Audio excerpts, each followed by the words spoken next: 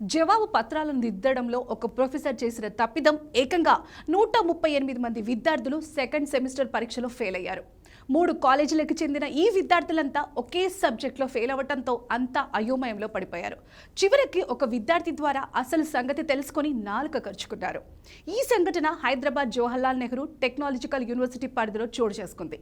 అసలేం జరిగిందో ఇప్పుడు తెలుసుకుందాం. జేఎన్టీయూ హైదరాబాద్ పరిధిలోని 4వ ఏడాది 2వ సెమిస్టర్ పరీక్షలు జూన్ నెలలో జరిగాయి. ఈ పరీక్షలకు సంబంధించిన ఫలితాలు జూలై 17న ప్రకటించారు. B Tech final year credit based subject environment impact assessment ఉంటుంది. అయితే ఈ సబ్జెక్ట్లో శ్రీదత్త, మల్లారెడ్డి, షాతాన్ ఇంజనీరింగ్ కాలేజీలకు చెందిన విద్యార్థులందరూ ఫెయిల్ అయ్యారు. ఒక్క ఈఐఏ సబ్జెక్ట్లోనే అధిక మంది ఫెయిల్ అయినట్లు గుర్తించిన శ్రీదత్త కాలేజీకి చెందిన ఒక విద్యార్థి అసలు ఆ సబ్జెక్ట్లో అంతమంది ఫెయిల్ అయ్యే అవకాశం లేదని, మరోసారి ఫలితాలను చెక్ చేయాలని కోరుతూ జేఎన్టీయూ పరీక్షల విభాగం అధికారులకు మెయిల్ చేశాడు.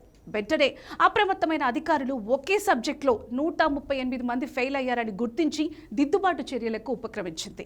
ఫెయిల్ అయిన విద్యార్థుల జవాబు పత్రాలను పరిశీలించగా అసలు తప్పిదం ఆ పేపర్లు దిద్దిన ప్రొఫెసర్దిగా గుర్తించారు.